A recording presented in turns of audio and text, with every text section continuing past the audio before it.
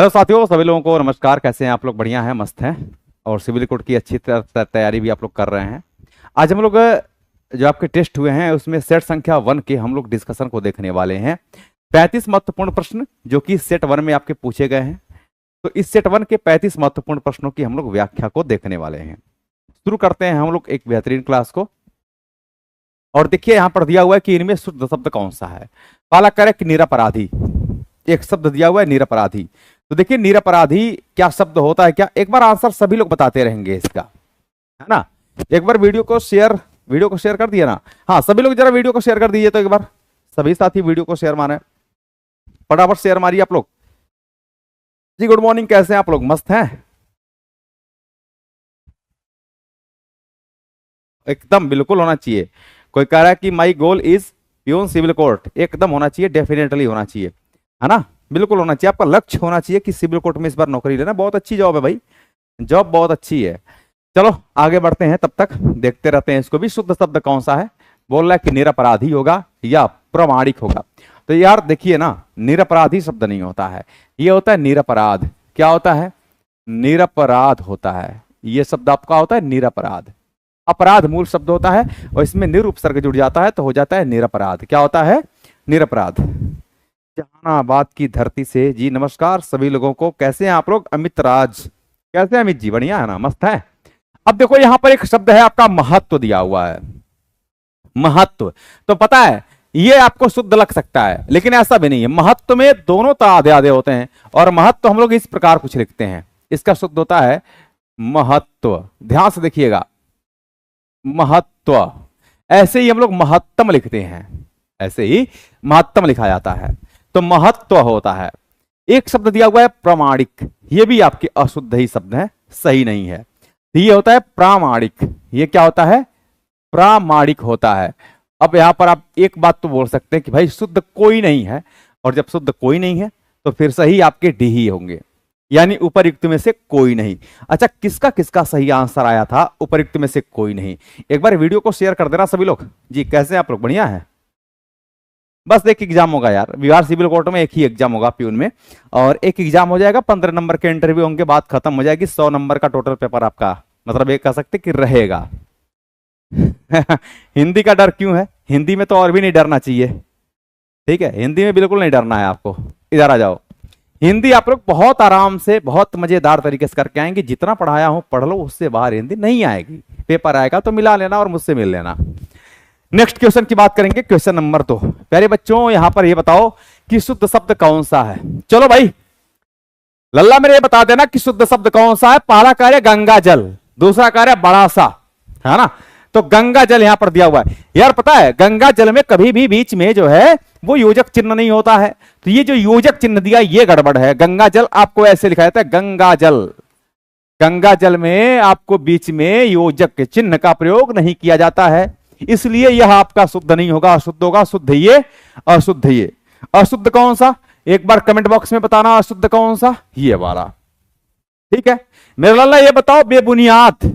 तो बेबुनियाद में बीच में योजक चिन्ह नहीं होता है मेरे भाई, ये नहीं होता है योजक चिन्ह बेबुनियाद में, ये गलत है। सही क्या होगा? आप कहेंगे सर बेबुनियाद, बेबुनियाद होता है, बे होता है, वे नहीं होता है। बेबुनियाद आपको इस प्रकार देखने को मिल जाएगा। इसका मतलब है कि ये सही है, ये गलत है। क्लियर हो गया? चलो नेक्स्ट बात करेंगे। ये कह रहे कि चौपाया, तो मेरे भाई ये भी गलत है आपका। चौपाया भी, चौपाया हम कुछ इस तरह से लिखते हैं। और चौपाया में जरा बताना समास कौन सा है। कोई बताएगा क्या कि चौपाया में कौन सा समास है? 4 पैरों वाला। इसका मतलब है कि द्विगु समास होता है।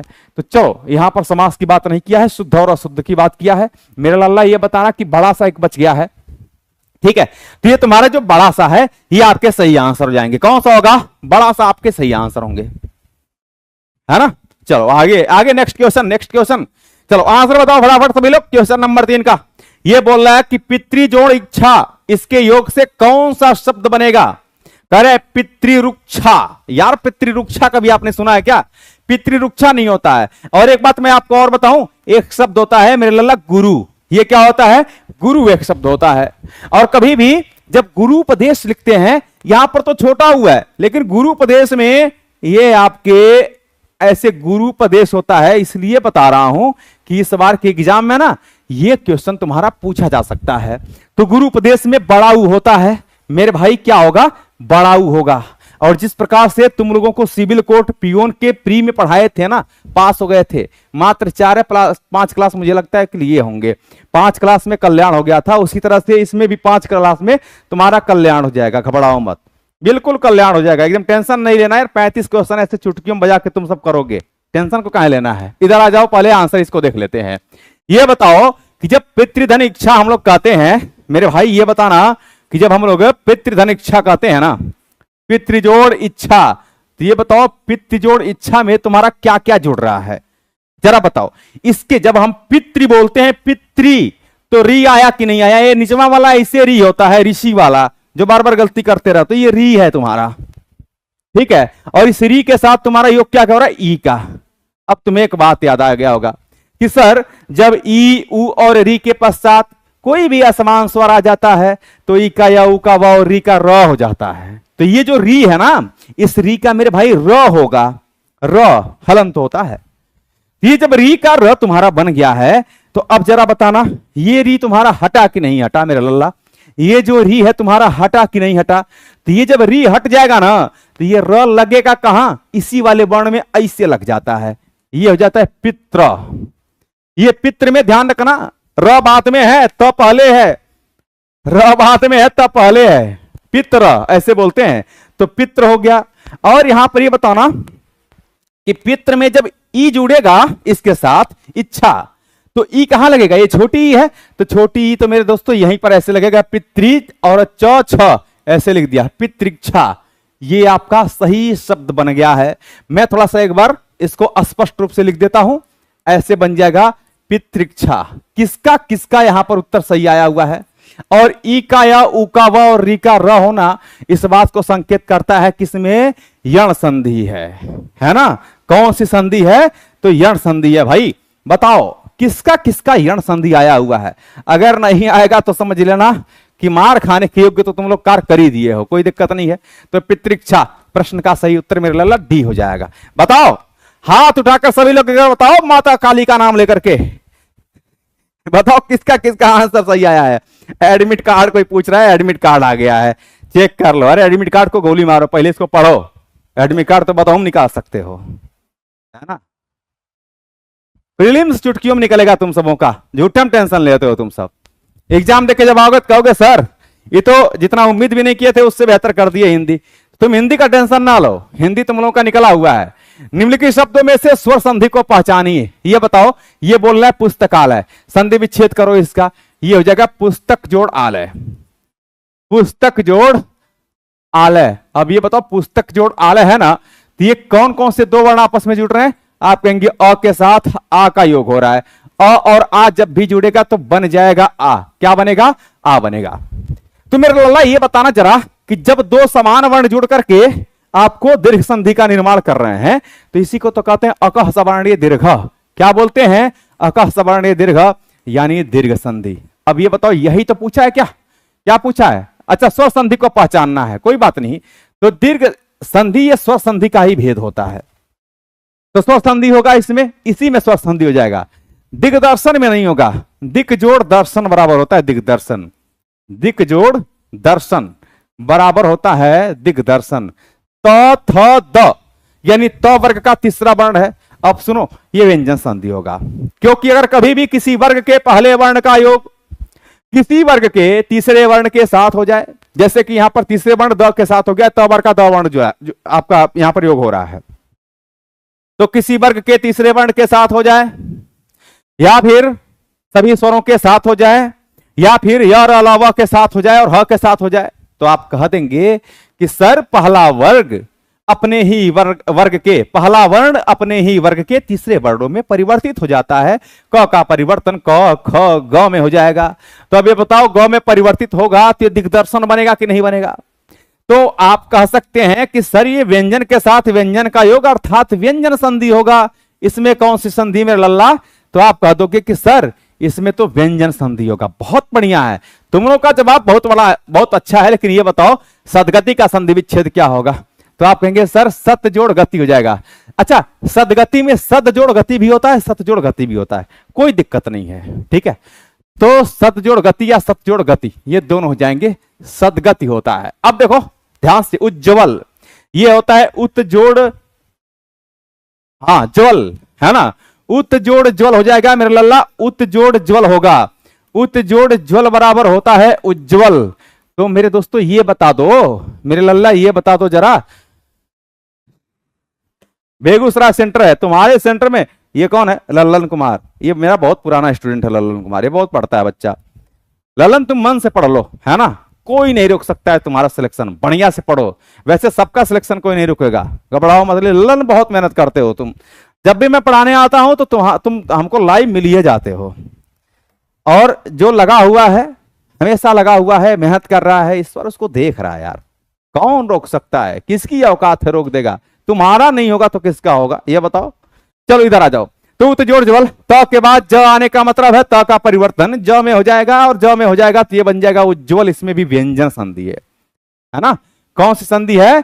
तो व्यंजन संधि, सभी में आपके व्यंजन संधि है, व्यंजन व्यंजन संधि है। चलो नेक्स्ट क्वेश्चन, क्वेश्चन नंबर हम लोग बात करने जा रहे हैं 5वें नंबर की।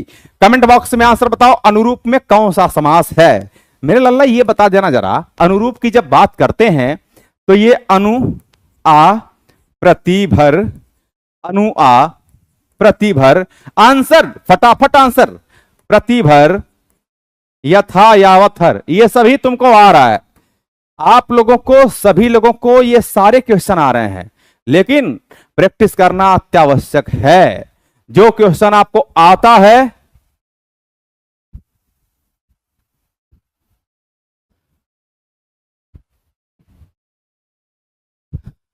पढ़ लो मन से। तो अनु आ प्रतिभर यथा यावत हर, यावत हर, मैं तुम लोगों को इतना इतना रटवा दूंगा, तुम लोग कहोगे सर एक एक क्वेश्चन में इतनी बार पढ़ा रहे हैं आप, इतनी बार पढ़ा रहे हैं कि जुबान से भूलिए नहीं रहा है। और भूलना नहीं है, क्योंकि यही सब आना है इस बार एग्जाम में तुम्हारे, है ना। पेपर आएगा तो एकदम तुम्हारे चेहरे पर खुशी खुशी झलकेगा, हंसते हुए निकलोगे एकदम से, झुनझुना पीटते हुए। इधर देख लो, ये हो जाएगा अनुरूप। जैसे हमने कहा अनुरूप, हमने कहा प्यारे साथियों अनुसार, क्या हुआ? अनुसार। चलो इसमें तो अव्ययी भाव समास है। अव्ययी भाव समास की पहचान होती है कि पूर्व में कुछ अव्यय जैसे शब्द दिखाई देते हैं, ये अव्ययी भाव समास होता है, ठीक है। बहुत बढ़िया बहुत बढ़िया।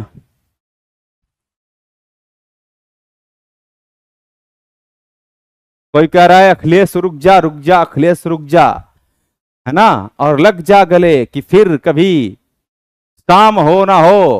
कैसे गाना? शायद फिर इसी जन्म में मुलाकात हो ना हो। अभी तुम पढ़ लो थोड़ा सा, इसके बाद से बात करना, तुम्हारे साथ अच्छी तरह से गाया जाएगा। ये बताओ आ जन्म, यहां पर क्या हो गया? ये हो गया आपका आ जन्म, आ जन्म। ये हो गया आ मरण, क्या हो जाएगा? आ मरण। अब सुनो ध्यान से, ये प्रति है, प्रति का मतलब होता है मेरे लल्ला प्रतिदिन। क्या होता है? प्रतिदिन। एक बार शेयर मारो तो वीडियो को सभी लोग। इतना कम लड़का क्यों जुड़ा है जी? है बताओ फटाफट, इतना कम बच्चा कैसे जुड़ा है? बाकी सब कहां घूम रहा है? तुम सबों का 2 दिन एग्जाम बचा हुआ है ना। अब पढ़ना लिखना कुछ नहीं है, तुम सबों को कुछ भी नहीं पढ़ना है। रुको जरा बताते हैं तुम सबों को। चलो फटाफट जुड़ो सभी लोग।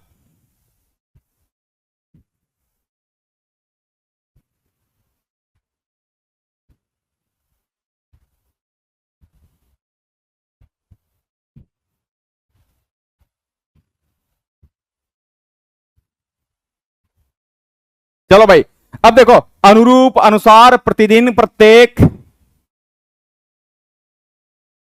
प्रत्येक हो गया। इसके बाद भर का मतलब होता है, जैसे हम कहते हैं भर पेट, तो ये सभी हो जाएगा आपका भर पेट। एक बात और देना, जब वाक्य शुद्धि पढ़ते हैं तो पेट भर इस तरह से होता है, आपका देखने को मिलता है। बीपीएससी का किस एप्लीकेशन पर पढ़ाते हैं? प्लेटफॉर्म बाय नवीन कुमार सिंह एप्लीकेशन का बीपीएससी को पढ़ाते हैं, ठीक है। आ जाओ इधर, इधर देखो पहले। तो अनुरूप में कौन सा समास है? अनुरूप, अनु आप्रतिभर यथा, इसी प्रकार से भी है, जैसे यथा जन्म हो गया आपका, यथा साध्य हो गया, यथा शक्ति हो गया, ये सब तत्पुरुष समास नहीं, अव्ययी भाव समास होगा। बहुब्रीहि समास में एक चीज पूछा जाता है कि दोनों पद प्रधान होते हैं। क्या होते हैं? दोनों पद अप्रधान होते हैं, प्रधान नहीं होते हैं, अप्रधान होते हैं। अगर दोनों पद प्रधान हो जाएंगे तब तो तुम्हारा द्वंद्व समास बन जाएगा। कर्मधारय में उत्तर पद प्रधान होता है, लेकिन पूर्व पद और उत्तर पद यानी दोनों पदों के बीच में उपमान और उपमेय अर्थात विशेषण और विशेष्य का संबंध पाया जाता है, वहां पर कर्मधारय समास होता है। जैसे हमने कहा कि चंद्रमुख में कौन सा समास है, आप कहेंगे सर चंद्रमुख में अव्ययी भाव समास है। ठीक है,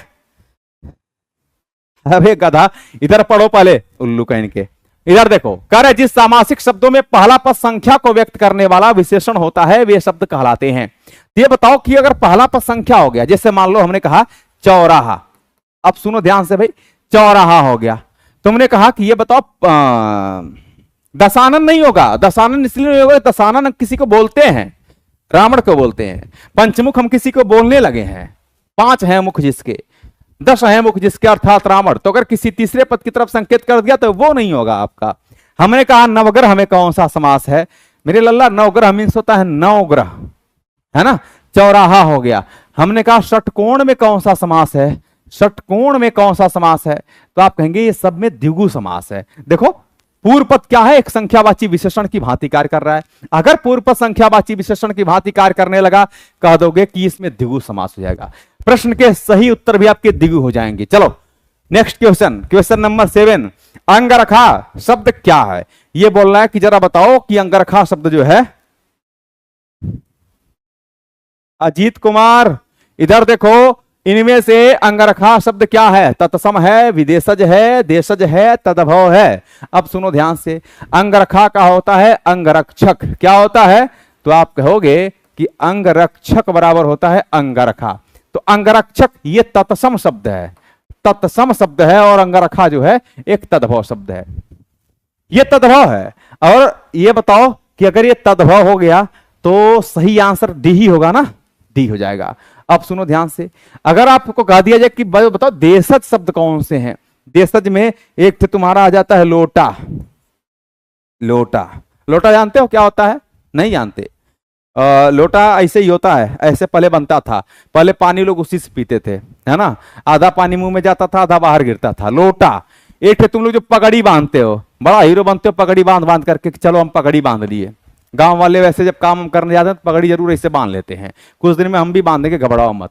तो लोटा हो गया, पगड़ी हो गया। एक शब्द आता है ढोर। क्या आता है? तो मेरे लल्ला ढोर आता है। एक शब्द आता है ढिबरी, ढिबरी, ठीक है। ढिबरी देखे हो? नहीं देखे होगे, मॉडर्न युग के हो गए ना, तुम सब लाइट में पढ़ रहे हो आजकल। तो ढिबरी में हमने पढ़ाई किया था, ऐसे उसमें वो शीशे का रहता था, ऐसे बत्ती उत्ती निकला रहता था, और उसमें केरोसिन भरा जाता था। वो वही भी नहीं करता है, कच्चा तेल जिसको कहते हैं हम लोग, मिट्टी का तेल कहते थे उस समय हम लोग उसको। तो ढिबरी हो गया, ढोर हो गया, पगड़ी ढोर। और सुनो, एक शब्द आता है किवाड़, ठीक है। किवाड़ जानते हैं, भोजपुरी गानों में इनका प्रयोग खूब अच्छे तरह से किया जाता है, किवाड़ का प्रयोग, जिसको हम लोग दरवाजा कहते हैं, जिसको फाटक कहते हैं, किवाड़ कहते थे उसी को। ऐसे दूठ पल्ला लगा रहता था, इसे खोल देते थे उसको, यही किवाड़ होता है। एक शब्द आता था खिड़की। पहले के घरों में खिड़की मिलता है, अब के घरों में दिन भर बैठे रहो, सूरज का रोशनी पैबा नहीं करोगे, शरीर तुम्हारी कहां से मजबूत होगी। तो एक खिड़की आता है, हाँ, जिसको दिया बोलते हैं। ये देखो, ये शुद्ध एकदम से भाई साहब, ये क्या नाम है? प्रीति, प्रीति। लग रहा है कि इनने दिया बनाया, पक्का बनाया, बहुत बढ़िया। वही दिया जो जलाते थे हम लोग ना, और तन को हवा चला बुझ जाता था, फिर उसको माचिस बार के फिर जलाओ, लाइटर से नहीं जलता था वो। तो खिड़की हो गया तुम्हारा, लोटा, पगड़ी, ढोर, ढिबरी, किवाड़, खिड़की हो गया। एक दो और शब्द लिख लेना। एक शब्द है गड़बड़, गड़बड़, इसको ले लेता हूं, गड़बड़। तो ये भी शब्द तुम्हारा क्या होगा? ये भी देशज है। एक शब्द है आपका फटाफट, जैसे कहते हैं ना फटाफट पढ़ लो, फटाफट पढ़ लो भैया, फटाफट। एक शब्द है मेरे लाला गाड़ी। क्या कहते हैं? गाड़ी। तो ये जो गाड़ी है ये भी आपके देशज शब्द है, ये सभी देशज शब्द हैं, ध्यान रखना, इसको याद करना, रट लो, रट्टा मार लो। अब सुनो, एक तत्सम शब्द होता है जो संस्कृत भाषा से ज्यों के त्यों लिए जाते हैं, ऐसे शब्दों को हम लोग तत्सम शब्द के नाम से जानते हैं, ठीक है। क्लियर हो गया? बहुत बढ़िया। रात को पढ़ते थे और सो जाते थे भाई। हम नियम पता है, बधवा में ललटेन आ गया तुम्हारा, थोड़ा सा सुरक्षा देता था, गिरता उड़ता नहीं था, उसका जो पेंदी होता था वो बड़ा होता था। वो हमको दीपक से पढ़ते समय सोते थे, पिताजी 2-3 थप्पड़ मारते थे, इसके बाद उठ के फिर बैठ जाते थे। बहुत डर लगता था कहीं से। और वो पुअरा जानते हो तुमसे, पुआल जिसको कहते थे, उसी पर सोया जाता था, उसी पे दीपक रख के पढ़ते थे। कहीं गिर गया पुआले में आग लग गई रहती है, हमें बहुत बार घटना आया था। चलो ये बताओ नृत्य का तदभव रूप क्या होगा? तो नृत्य का नृत्य होगा, नचाना होगा या नाच होगा? तो नृत्य का नाच होता है। क्या होता है? नाच। ये नृत्य आपके तत्सम शब्द है। ये कैसा है मेरे भाई? तत्सम शब्द होता है। और जो नाच होता है ये तद्भव होता है।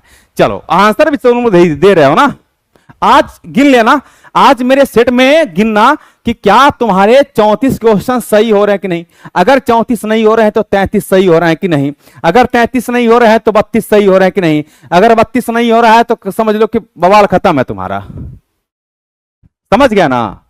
तो अगर 34 है तो ठीक है, आज के सेट में गिनना 34 है, टॉप पर तुम्हें पहले स्थान पर रखूंगा। तुम्हारा सिलेक्शन 99.9 नहीं 100% हो जाएगा।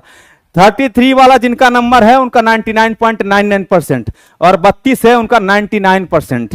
ये जान लेना, बाकी लोगों को बाहर कर देंगे, पॉइंट से लोग बाहर होते हैं। तो इतना नंबर कम से कम तुम्हारा आना है भाई, इतना तो आना ही चाहिए। अब सुनो, स्थिर का विलोम क्या होगा? एक होता है स्थिर और दूसरा होता है चंचल। निर्विकार, ठीक है, तो विकार का विलोम होता है निर्विकार। ये समझ में आया? उठना का विलोम बैठना होता है, उठना बैठना, हालांकि उठना का विलोम बैठना नहीं होगा।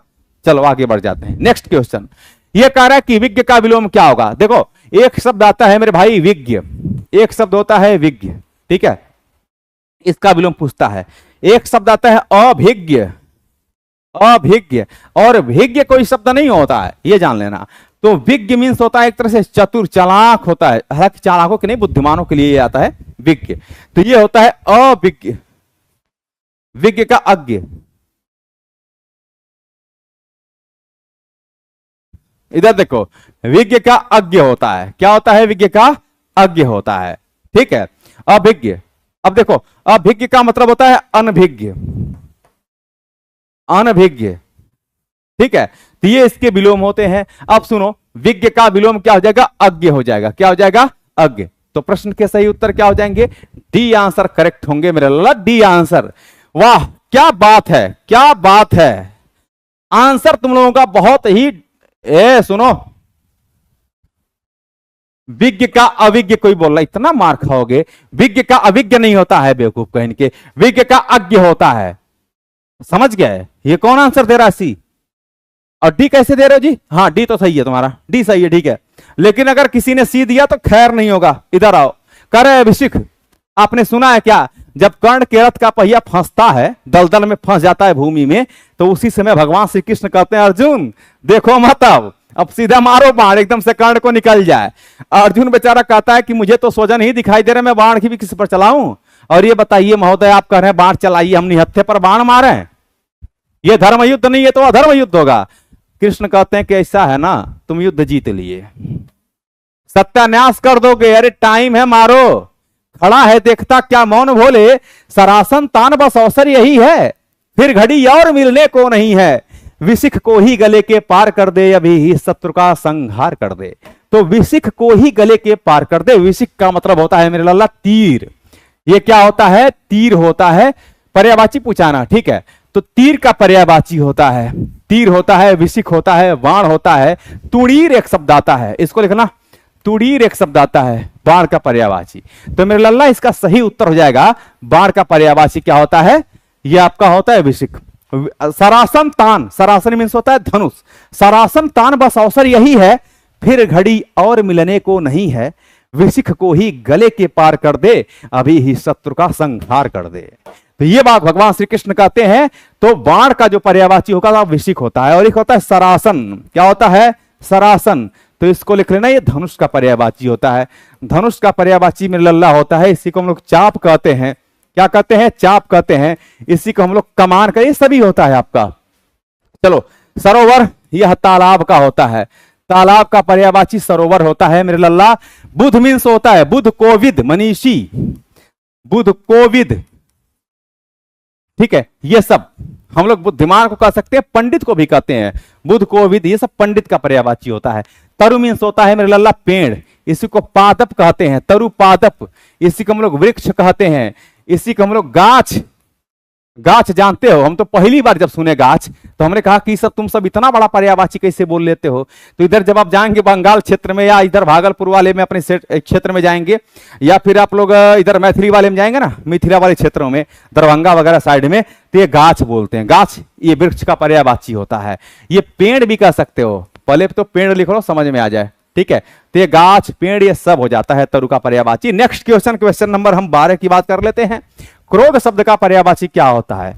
क्रोध, अमर्ष, रोष, गुस्सा, ये सभी पर्यायवाची होते हैं। तो ये बताओ अमर्ष होगा कि नहीं होगा क्रोध का पर्यायवाची? क्रोध होता है मेरे लल्ला। इसी का पर्यायवाची एक होता है रोष, इसी को हम लोग कहते हैं अमर्ष। क्या बोलते हैं? अमर्ष। इसी को बोलते हैं गुस्सा। गुस्सा, क्रोध, अमर्ष, रोष, ये सभी पर्यायवाची किसके होंगे? तो आप कह देंगे क्रोध के पर्यायवाची होते हैं। संताप नहीं होता, संताप मीन्स होता है दुख।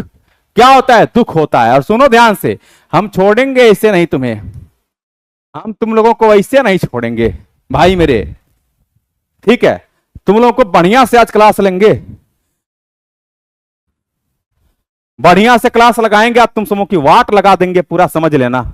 अगर तुम सब आज के पेपर में कम से कम 34 नंबर नहीं लाए तो एक साइड से सबको ब्लॉक मारेंगे, कोई नहीं पढ़ेगा। मत पढ़ो तुम सब हमारा, एक को हमारा बैच मत खरीदना। उसके बाद से जान लेना, कलम और कॉपी लेकर के रखो, ऐसे लिख करके 1 सही है, 2 सही है, और ये 5 सेट करवाऊंगा। पहला सेट है आज, 4 ठे और करवाऊंगा। इन 5 सेटों में कम से कम तुम्हें किसी न किसी सेट में 35 में 35 लाना ही है, समझे? चलो, वैमनस्य, इसका विलोम क्या होता है जानते हो? वैमनस्य का विलोम होता है सौमनस्य। इसको थोड़ा सा लिख लेना, अच्छा शब्द है। तो इसका विलोम क्या हो जाएगा? तो आप कहेंगे सौमनस्य हो जाएगा, ठीक है, सौमनस्य हो जाएगा इसका विलोम। अब सुनो ध्यान से, हो तो क्या, आप सुनना क्या है। चलो आगे बढ़ते हैं।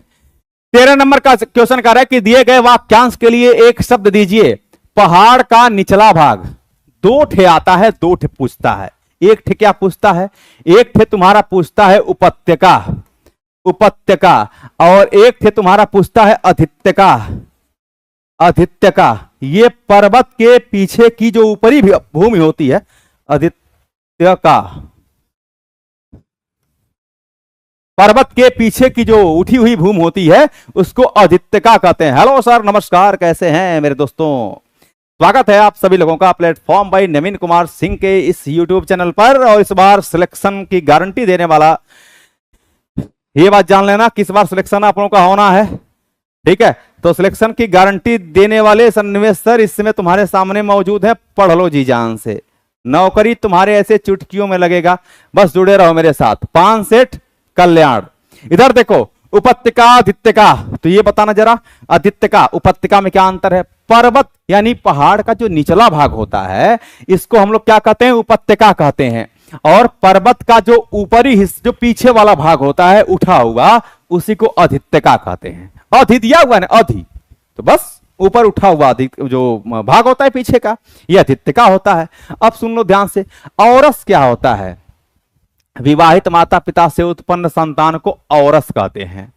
एक ठे होता है दत्तक पुत्र, दत्तक, दत्तक मीन्स होता है गोद लिया पुत्र, गोद लिया गया पुत्र, लिया गया, तो गोद लिया गया जो पुत्र होता है इसी को हम लोग क्या कहते हैं? दत्तक पुत्र के नाम से जानते हैं। मेरे लल्ला ये बताना, क्वेश्चन नंबर 14, सुधा का अनेकार्थक शब्द क्या है? सुधा, बादल, बिजली, प्राण, प्रियतम, अमृत, पानी, सेना, शक्ति। तो ये बताओ सुधा मीन्स पता है क्या होता है? अमृत होता है। और अमृत और पानी ये भी दोनों एक समानार्थी शब्द होते हैं। एक शब्द आता है अमीय, पहले तो आंसर यही सही होगा। सुधा के लिए एक शब्द मेरे लल्ला आता है अमीय। अमीय मीन्स होता है आपका सुधा, अमृत हो ही गया, ठीक है, कोई दिक्कत नहीं। तो अमीय भी एक शब्द होता है। इसके बाद प्राणनी। अच्छा एक बात बताओ, प्राण प्रिय किसको कहते हैं? प्राण प्रिय तुम मत जाना। चलो, तो प्राण प्रिय पत्नी का पर्यायवाची है, ठीक है। पत्नी, पत्नी जानते हो ना, पत्नी को जानते हो ना, शादी होने के बाद। चलो आगे बढ़ते हैं। इसके बाद निम्नलिखित शब्दों में से एक का अर्थ नौका है, बताओ किसका अर्थ है? ये बोल रहा है तरणी का अर्थ है नौका या तरड़ी, ये तरुड़ी नहीं है, तरड़ी होना चाहिए था, जो कि दिया नहीं है। तो तरणी का अर्थ नौका होता है, एक शब्द होता है तरणी, ठीक है। इसके मीन्स मेरे लल्ला सूर्य होता है। बार बार एग्जामों में ऐसे प्रश्न पूछा जाता है, पूछता ऐसे है कि निम्नलिखित शब्द युग्म के अर्थ हैं, तो इसमें दे देगा तरणी और फिर दे देगा आपका तरणी। आपको बताना है कि इन शब्द युग्मों का सही अर्थ क्या होगा। तरणी मीन्स होता है नौका, तरणी मीन्स होता है सूर्य। बताओ करेक्ट आंसर बताओ फटाफट, और वीडियो को शेयर करो तुरंत। कह रहा है शुभेच्छु शब्द के समानार्थी शब्द का चयन कीजिए, तो शुभेच्छु का समानार्थी क्या होगा? शुभेच्छा व्यक्त करने वाला शुभेच्छु होता है। ये बताओ, आंसर बताओ फटाफट।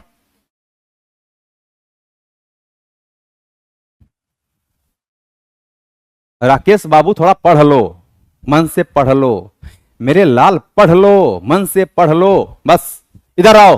कह रहा है शुभेच्छु शब्द के समानार्थी शब्दों का चयन करिए। शुभचिंतक होगा, शुभाकांक्षी होगा, या मेरे लल्ला हितैषी होगा, या परोपकारी होगा।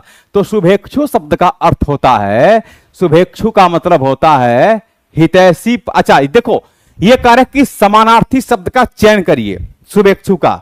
तो देखो, जो मतलब आपके लिए जो अच्छा सोच रखता है, जो शुभ आकांक्षी है, इस प्रकार कह सकते हैं।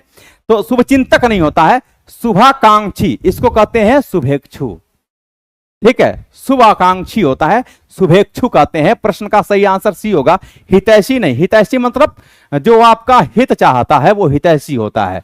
हित चाहने वाला, हित चाहने वाला, इसको कहते हैं हितैषी। और परोपकारी, दूसरे पर उपकार करने वाले को हम लोग परोपकारी के नाम से जानते हैं। चलो आगे बढ़ते हैं। नेक्स्ट क्वेश्चन, क्वेश्चन नंबर 17 की बात करेंगे। कह रहा है कि पुष्कर का अर्थ बताइए। तो पुष्कर का अर्थ दिया हुआ है ए ऑप्शन में नदी का नाम, बी ऑप्शन में दिया हुआ है मूषक। मूषक मैंने जानते हो क्या होता है, बताओ तो। एक होता है मूषक, सुनो ध्यान से, एक शब्द होता है मूषक और एक होता है मूषक। इन दोनों में अंतर अगर जो बता देगा, समझ लो कि उसकी तैयारी बहुत बेहतरीन है। मूषक मीन्स होता है मूस, मूषक मीन्स होता है चोर, इसके मीन्स चोर होता है। इसका अर्थ जरा बताना क्या होगा। चलो आगे। सरोवर मीन्स होता है मेरे लल्ला तालाब, तड़ित कहते हैं इसको, इसका अर्थ होता है तालाब। इसी को सर कहते हैं, तड़ित का, तड़ित नहीं होता है, क्षमा चाहता हूं। तड़ित, विद्युत, क्षण प्रभा, घनवल्ली, ये सब आपके बिजली के पर्यायवाची होते हैं, माफ करिए। तो सरोवर हो जाएगा, तालाब हो जाएगा, ये सब होते हैं। अच्छा, ट्रेन का नाम मोदी जी ने चलाया है बुलेट ट्रेन। कौन सी? बुलेट ट्रेन मोदी जी ने चलाया है। बिहार में चल रहा है तुम्हारे, इधर आ जाओ। नदी का नाम पुष्कर मीन्स होता है ना, पुष्कर मीन्स तालाब होता है, सरोवर इसी को कहा जाता है। इसलिए प्रश्न के सही उत्तर भी डी होंगे। बहुत अच्छा। सुजीत कुमार कह रहे हैं कि सर मेरा नाम ले लीजिए, नाम में क्या रखा है बताओ। आगे बढ़े, चलो नेक्स्ट क्वेश्चन, क्वेश्चन नंबर 18। कह रहे निम्नलिखित में से एक का अर्थ पांवों की आहट है। पांवों की आहट भी है, ये लाजवाब क्वेश्चन है भाई।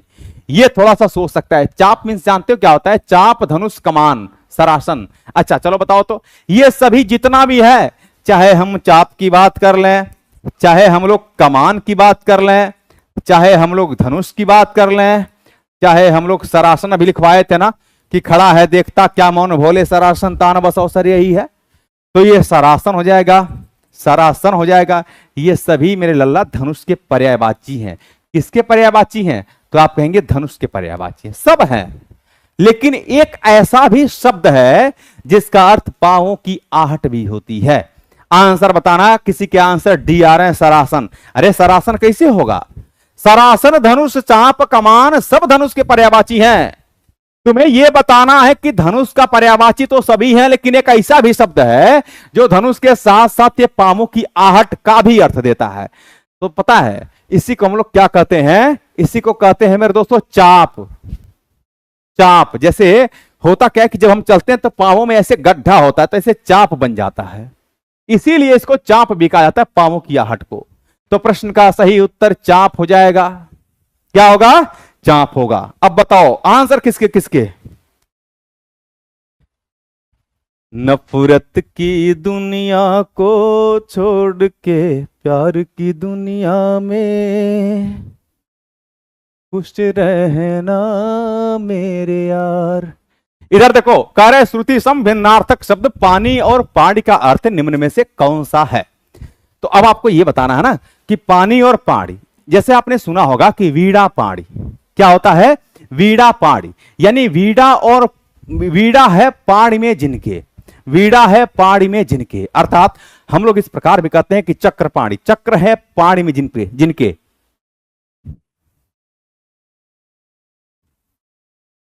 ये क्या वाह वाह लिख रहे हो जी तुम सब, बोलो बोलो बोलो।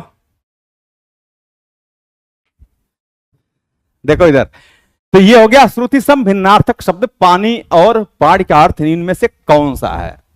यह कह रहा है कि कर और जल है, हाथ और जीवन है। पता है इस पानी का अर्थ जल होता है, इसका अर्थ क्या होता है मेरे लल्ला, जल होता है मेरे भाई, जल होता है, ठीक।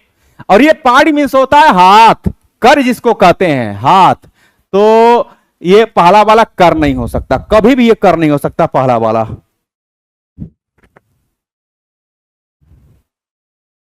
ठीक है,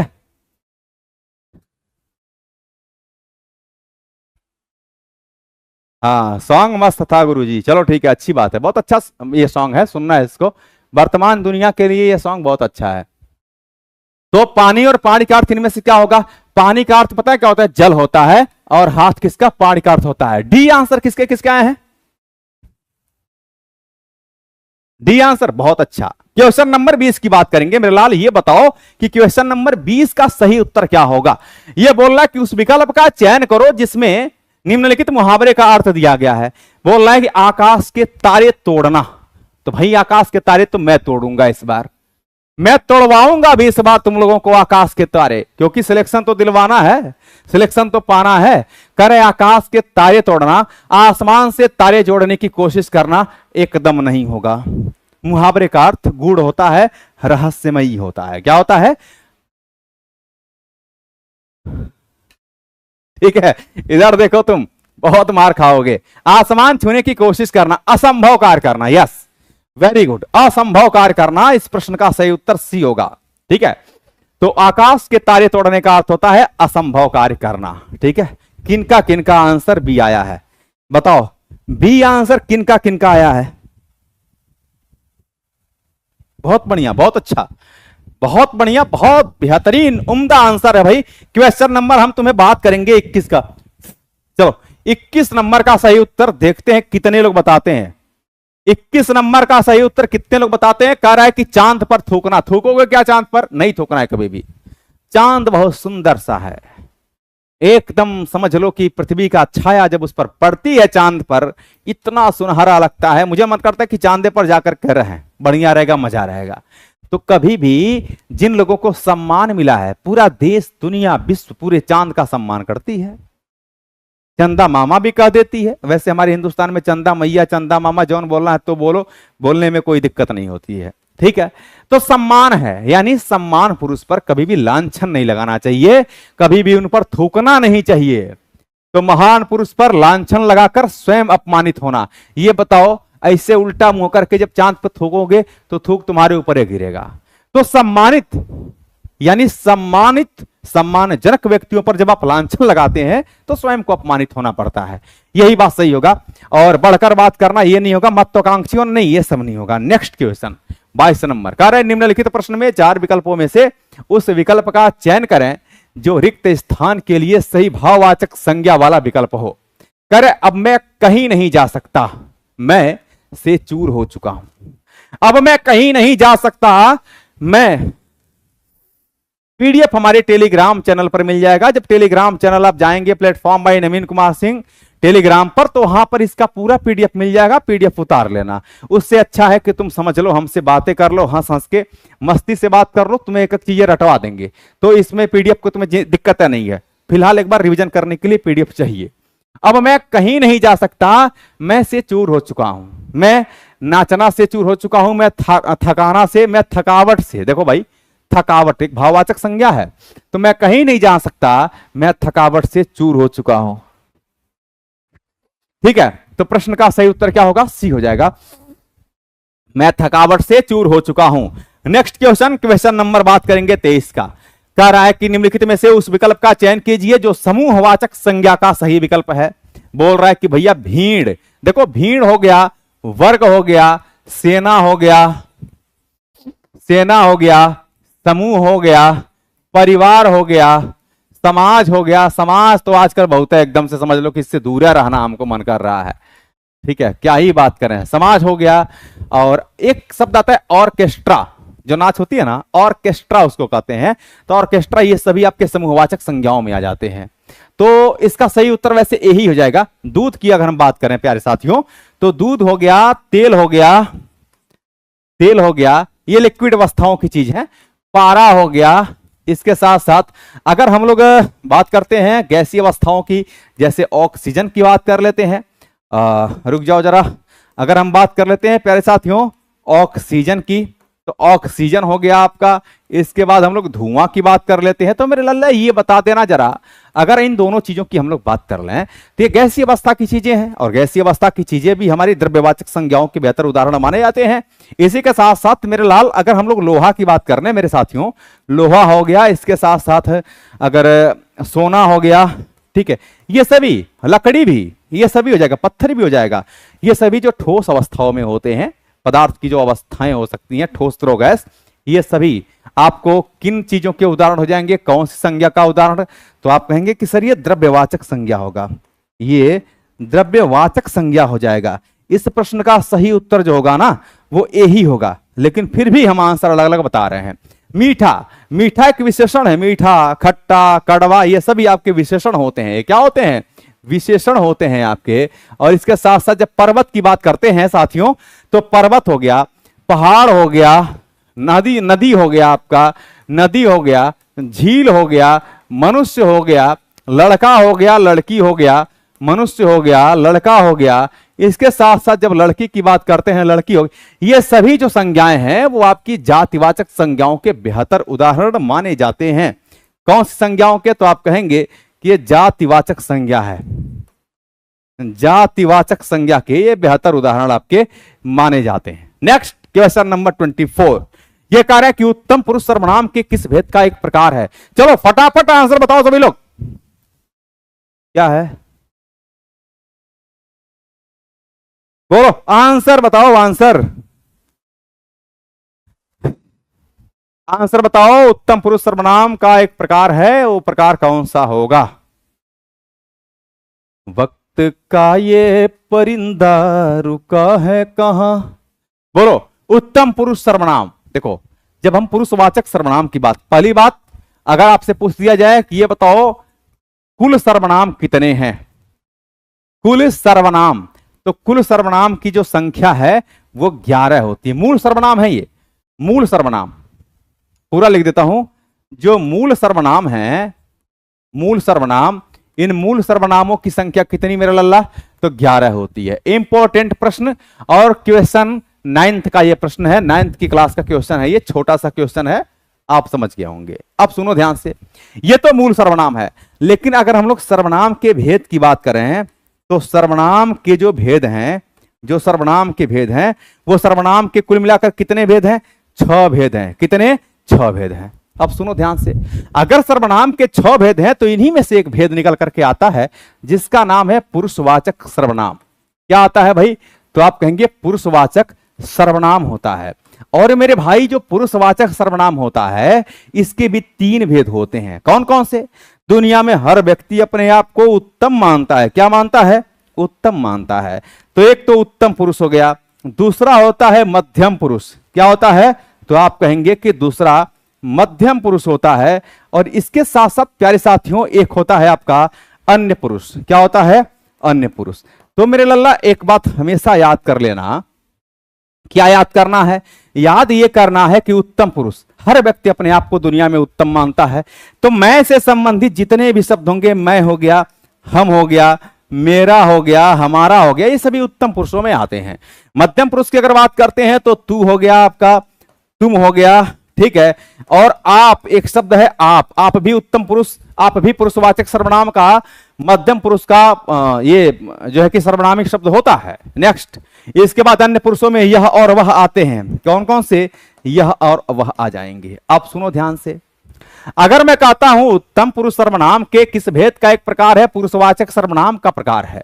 निश्चयवाचक सर्वनाम जिसमें कि यह और वह दुई ठे याद कर लेना बस, इससे ज्यादा नहीं। यह और वह यह निश्चयवाचक सर्वनाम है।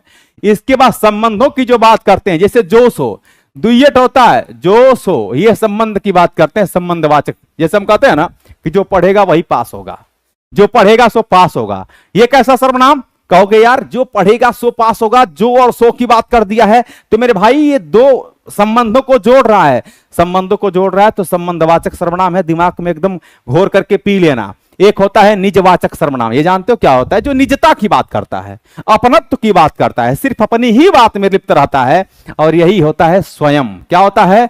स्वयं होता है, ये निजता की बात करता है। अब सुनो ध्यान से, क्वेश्चन नंबर 24 का B answer correct. Next question, हम ताजमहल देखने जाएंगे। जाओ, तुम्हें अगर जाना है तो जाओ, हम थोड़ी जाएंगे, हमारा एग्जाम है। तो देखो भाई, अब हम ताजमहल देखने जाएंगे। हम ताजमहल, हम यहां पर मैं और हम, इसका मतलब है कि पुरुषवाचक सर्वनाम का उत्तम पुरुष हो जाएगा। आंसर आपके बी करेक्ट हो जाएंगे। कौन सा? बी करेक्ट हो जाएगा।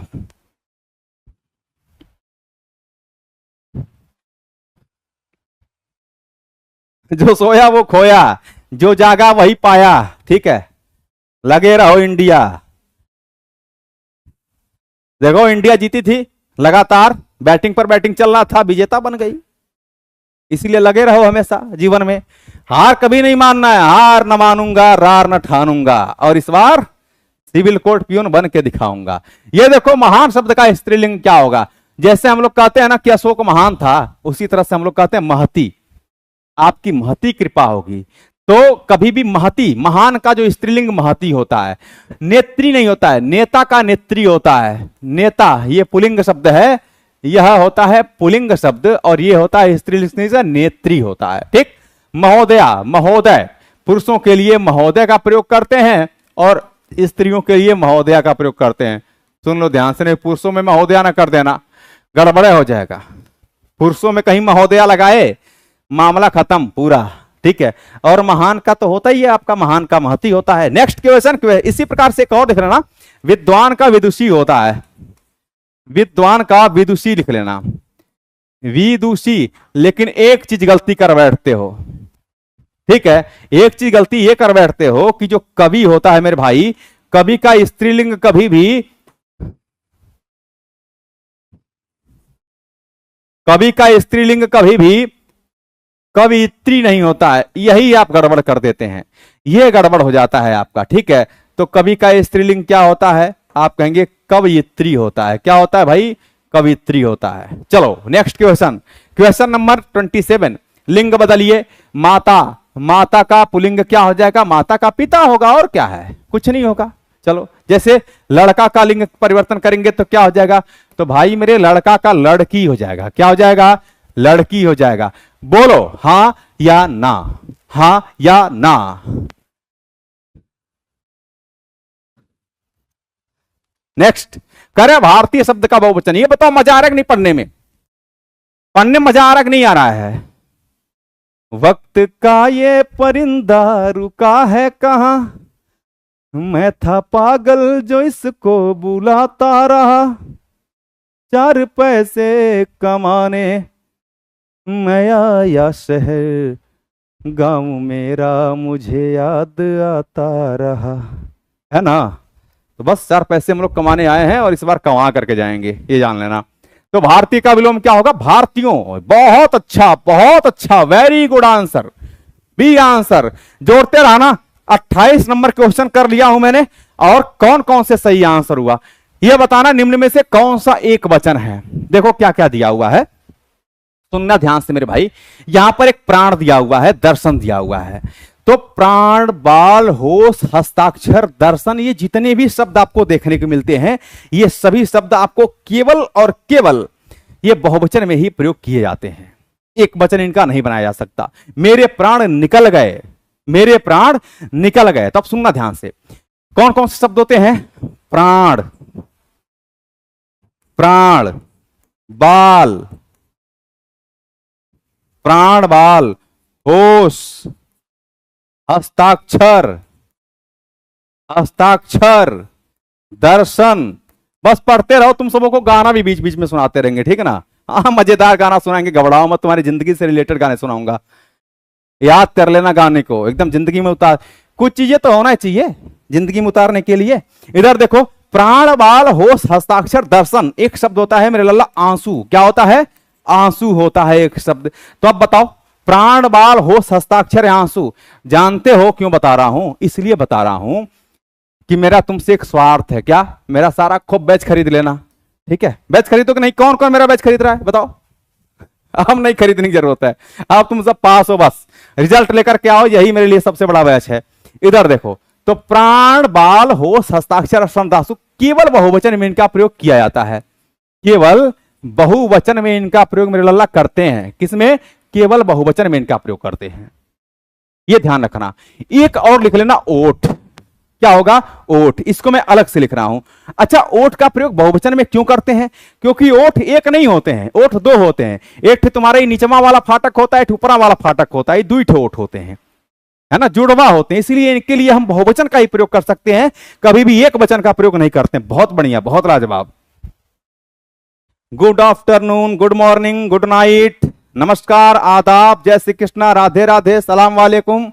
इधर देखो, अब ये बताओ कि प्राण ओठ दर्शन सब हो गए, लेकिन तेल जो होगा ना, इसका प्रयोग एक वचन में करते हैं। तेल का प्रयोग एक वचन में करते हैं। तेल एक अनकाउंटेबल नाउन है, जिसको हम लोग अगणनीय संज्ञा के नाम से जानते हैं, और इसीलिए इसका प्रयोग केवल और केवल एक वचन में करते हैं। अब ये मत कहना सर बाल भी तो अगणनीय है, लेकिन बाल का प्रयोग हम लोग क्या किस में करते हैं? केवल बहुवचन में ही करते हैं मेरे भाई। चलो नेक्स्ट क्वेश्चन की बात करेंगे, 30 नंबर। ये करे चारित्रिक विशेषण शब्द का मूल शब्द कौन सा है? मैं तुम्हें एक बात बताता हूं, बहुत ध्यान से सुनना, आंसर बताना तब तक। देखो, एक शब्द आता है मेरे भाई चरित्र। क्या आता है? चरित्र होता है। एक शब्द होता है मेरे भाई मूल शब्द, मैं मूल शब्द लिख रहा हूं, दर्शन। क्या होता है? दर्शन। एक शब्द होता है मेरे भाई समाज। क्या होता है? समाज। एक शब्द होता है मेरे भाई राजनीति। क्या होता है? राजनीति होता है। तो चरित्र, दर्शन, समाज, राजनीति और क्या? एक शब्द होता है भूगोल। बहुत सारे होते हैं, ठीक है, चलो भूगोल होता है। अब देखो, चरित्र में मेरे भाई जब इन सभी में जब एक प्रत्यय जोड़ते हैं, सुनो ध्यान से, जैसे ही एक प्रत्यय लगाते हैं, तो एक प्रत्यय लगाने से पता क्या बनता है? ये बन जाता है चारित्रिक। चरित्रिक मत करना, गलत हो जाएगा। ये बन जाता है मेरे भाई चारित्रिक। कौन सा शब्द? चारित्रिक। यहां से एक क्वेश्चन, इस बार PEON, पियोन का जो अर्थ होता है हिंदी में, इसको कहते हैं कोर्ट की भाषा में अर्दली। चपरासी मत कहना, बहुत मार खाओगे। चपरासी वो क्या होता है? वो पानी वानी पिलाता है, वो चपरासी होता है। तुम सब चपरासी नहीं बनने जा रहे हो, तुम सब अर्दली बनने जा रहे हो। फाइल वाइल रखना है, अच्छा काम है, ठीक है ना। तो अर्दली होता है। तो एक बात जान लेना कि पियोन के एग्जाम में इन सबों से एक क्वेश्चन रखेगा ही रखेगा, पूछेगा मूल शब्द क्या है और किस प्रत्यय का प्रयोग किया गया है। दोनों में से एक क्वेश्चन आपका डेफिनेटली रखा जाना है। तो सुनो ध्यान से, इसी प्रकार दर्शन में मेरे भाई जब एक प्रत्यय का प्रयोग करते हैं तो यह बन जाता है दार्शनिक। क्या बनता है? दार्शनिक बन जाता है। अब सुनो ध्यान से, समाज एक प्रत्यय का प्रयोग करते हैं तो यह बनता है मेरे लल्ला सामाजिक। क्या बनता है? सामाजिक बन जाता है। इसी प्रकार जब हम लोग राजनीति में एक प्रत्यय लगाते हैं तो यह बन जाता है राजनीतिक। क्या बन जाता है? तो आप कहेंगे मेरे लल्ला राजनीतिक बन जाता है मेरे लल्ला। इसी प्रकार से भूगोल में जब एक प्रत्यय लगाते हैं तो यह बन जाता है भौगोलिक। क्या बनता है? तो भौगोलिक बन जाता है। अब सुनो मेरे भाई, अब सुनो ध्यान से, ये जितने भी शब्द हैं, अगर इसमें पूछा जाए कि मूल शब्द क्या है तो आप तुरंत कहेंगे सर जो मूल शब्द होगा ना, ये मूल शब्द आपके क्या हो जाएंगे? इसमें चारित्रिक में चरित्र होगा, इसमें आपके दार्शनिक में दर्शन होगा, सामाजिक में समाज होगा, राजनीतिक में राजनीति होगा और भौगोलिक में भूगोल हो जाएंगे। प्रश्न का सही उत्तर चरित्र हो जाएगा। यहां आंसर आपके ए करेक्ट है। नेक्स्ट, समझ गए? अब देखो, यहां पर तुम्हारा आ गया भाई मेरे पैसेज, अपठित गद्यांश। तो अपठित गद्यांश हम थोड़ा सा फास्ट ही करा देते हैं। हाँ बिल्कुल, बहुत अच्छा, बहुत अच्छा, बहुत बढ़िया आंसर है, लाजवाब आंसर है। सुनो कैसे गद्यांश को हल करते हैं मेरे भाई, एक बार सुन लो ध्यान से। यहां पर मैं आपको गद्यांश को हल करने के लिए बताने जा रहा हूं। बहुत लाजवाब प्रश्न है ये, सुनो ध्यान से। कभी भी गद्यांश को हल करने के लिए अगर ऑनलाइन पेपर है तो भी, ऑफलाइन पेपर है तो भी, ऑनलाइन होता है तो थोड़ी सी दिक्कत होती है देखने में, क्योंकि पैसेज दूसरे पेज में और उत्तर दूसरे पेज में दिया गया होता है। ऑफलाइन में तो आपके पास सब कुछ अवेलेबल होता है। तो एक काम करना है, सबसे पहले आप क्वेश्चन पर एक बार नजरें डाल लीजिए अपनी, झटके के साथ डालना है, ऑप्शन नहीं पढ़ना है। बहुत अच्छी ट्रिक, बहुत अच्छे कॉन्सेप्ट में बता रहा हूं आपको, सुन लीजिए। ये करे तिनके की क्या विशेषता है, यानी एक बात तो हमारे दिमाग में चल गया कि ये तिनके का विशेषता पूछ रहा है। अब पैसेज में पढ़ते समय हमको तुरंत याद आ गया कि यार तिनका पूछा हुआ था। पहला point to be noted here. एक मिनट देखो, करे बूंदों के मेल का क्या महत्व है। इसका मतलब है कि हमने तिनके की विशेषता को जाना, ये तब आपको दृष्टि ज्यादा विकसित होगी। या तो आपको नहीं आता है, नहीं आपने सॉल्व किया है, तो ये वाला ट्रिक बेहतर है आपके लिए। अगर आपने पढ़ा है तो एक बार तुरंत झटके से पढ़ करके आंसर दे दीजिए, बाद में क्वेश्चन पढ़िए, कोई दिक्कत नहीं है। अब ये कह रहा है कि बूंदों के मेल का क्या महत्व है, यानी जो बूंदों का मेल होता है इसका महत्व क्या है, पैसेज में देखेंगे इसको। नेक्स्ट क्वेश्चन करे, जब चींटियां एक साथ जाती हैं तो वाक्य को पूरा करना है। ये बातें सरासर क्या होगा, तुरंत दिमाग में स्ट्राइक करेगा, अरे ये तो क्वेश्चन पूछा गया था। सुनो ध्यान से, अकेला चना भाड़ नहीं फोड़ सकता, लोकोक्ति का अर्थ क्या है। तो जब कभी भी आप क्या होता है कि आप जब पढ़ते हैं तो कभी कभी किसी शब्द का विलोम पैसेज में पूछ देता है, कभी कभी मुहावरा पूछ देता है, और कभी कभी लोकोक्ति पूछ देता है। इसके लिए पैसेज को देखने की कतई आवश्यकता नहीं होती है। अकेला चना भाड़ नहीं फोड़ सकता, अकेला व्यक्ति कुछ नहीं कर सकता, प्रश्न का सही आंसर यही होगा। तो हमें 34 नंबर क्वेश्चन देखना ही नहीं है। कभी कभी तो ऐसे ही आंसर मिल गए। इसके बाद अगले प्रश्न की बात करें, इस गद्यांश का शीर्षक पूछ रहा है क्या होगा। अब देखो यहां पर सारे क्वेश्चन के आंसर मिल जाएंगे। कह रहा है, एकता के महत्व से संबंधित अनेक लोकोक्तियां प्रचलित हैं, यथा जैसे 10 की लाठी 1 का बोझ, अकेला चना भाड़ नहीं फोड़ सकता इत्यादि। एक तिनके की क्या हस्ती, तिनके की विशेषता पूछा है, तो एक तिनके की क्या हस्ती है। लेकिन एक तिनके की कोई हस्ती तो नहीं है, लेकिन बोल रहा है कि जब वही तिनका संगठित होकर रस्सी बन जाता है तब इससे बलशाली हाथी भी बच जाता है। बात तो सही है, इसी का महत्व यही है। अब ये यहां पर देखिए दिया हुआ है कि जब तिनका संगठित होकर रस्सी बन जाता है तब इससे बलशाली हाथी भी बन जाता है। एक तिनके की विशेषता मेरे भाई यही होती है। कुछ आया समझ में, तुरंत आंसर मिला कि नहीं मिला, ये सब नहीं, एक ही मिला एक ही मार देना। अगर ऑप्शन में कहीं एक से अधिक नहीं दिया हुआ, एक से अधिक दिया हुआ है तो थोड़ा सा पढ़ना पड़ेगा, फिर नहीं तो तड़ाक से मारिए आंसर सही, कुछ भी देखना नहीं है। इधर देख लो, कह रहा है एक क्वेश्चन सॉल्व करे, लेकिन जब यही ईंटें मिलकर दीवार बनाती हैं तब उसे तोड़ना मुश्किल हो जाता है। एक बूंद जल का क्या अस्तित्व, लेकिन जब इन्हीं बूंदों के मेल से सागर का निर्माण होता है तो उसे लांघना दुष्कर हो जाता है। फिर भगवान राम भी पता लगता है कि समुद्र को सुखाने के लिए या समुद्र को पार करने के लिए वो है ना ईंट पत्थर अपना व्यवस्था करते, बानरी सेना उनकी करती है। इसलिए कहते हैं कि बूंद बूंद से सिंधु बना है, बूंद बूंद से ऐ बादल, बूंद बूंद से सिंधु बना है। सिंधु में सागर का निर्माण होता है पानी के एक एक बूंदों से। बूंद बूंद से सिंधु बना है, बूंद बूंद से ऐ बादल, और बूंद बूंद से झरता निर्झर बहता सरसरिता का जल। पानी के एक एक कणों से निर्माण से ही सागर के और घड़ों का निर्माण होता है। तो ज्ञान का भंडार आपके थोड़े थोड़े ज्ञान से होता है। एक ही बार में आप सोचिए कि हम पढ़ लेंगे, गुरुजी हमको जल्दी से 4 महीना 1 के महीना पढ़ा दे, तो कभी नहीं हो सकता, इट्स नॉट पॉसिबल। ये कही हुई कहावतें कभी गलत नहीं होती हैं। तो अब सुनो दूसरा क्वेश्चन तुम्हारा सॉल्व कर। बूंदों के मेल का क्या महत्व है, करे बूंदों के मेल से सागर का निर्माण होता है। बोला था ना कि बूंदों के मेल से क्या होता है, तो यह कह रहा है कि एक बूंद जल का क्या अस्तित्व, लेकिन जब इन्हीं बूंदों के मेल से सागर का निर्माण होता है तो उसे लांघना, यानी बूंदों के मेल से सागर का निर्माण होता है। दूसरा आंसर सही हो गया। हुआ कि नहीं सही हुआ, एस या नो। अब नेक्स्ट क्वेश्चन की बात बाद में करेंगे। नेक्स्ट क्वेश्चन क्या था आपका, जब चींटी एक साथ जाती हैं, इधर देखो इधर देखो, आगे यहीं पर कहीं होगा। देखिए एक चींटी की क्या औकात, कोई औकात नहीं है, लेकिन जब ये छोटी सी चींटियां एक साथ हो जाती हैं तब अपने से बड़े आकार के जीवों को चट कर जाती हैं, मतलब ये खा जाती हैं, उसको खा जाती हैं, चाट जाती हैं। तो यही इसका महत्व है भाई। जब एक चींटियां साथ जाती हैं तो एक पंक्ति बना लेती हैं, दूर तक चली जाती हैं, काटना शुरू कर देती हैं, अपने से बड़े आकार के जीवों को चट कर जाती हैं। प्रश्न का सही उत्तर आपके डी हो जाएगा। और अगले प्रश्न की अगर हम बात करें तो ये तो हो ही गया है, क्वेश्चन नंबर 35, अंतिम क्वेश्चन।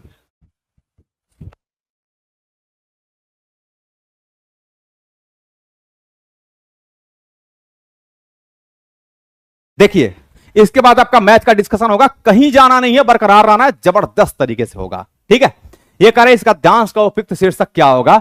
कह रहा है कि संगठन में शक्ति है, अनेकता में एकता। देखो यहां पर विशेष तौर पर चींटियों की जब बात कर रहा है तो यहां पर अनेकता में एकता की बात नहीं किया है, यहां पर देश की बात नहीं कर रहा है, ये बोल रहा है कि संगठन जो होता है उसमें शक्ति, एक और एक मिलकर के 11 होते हैं, संगठन में शक्ति होती है।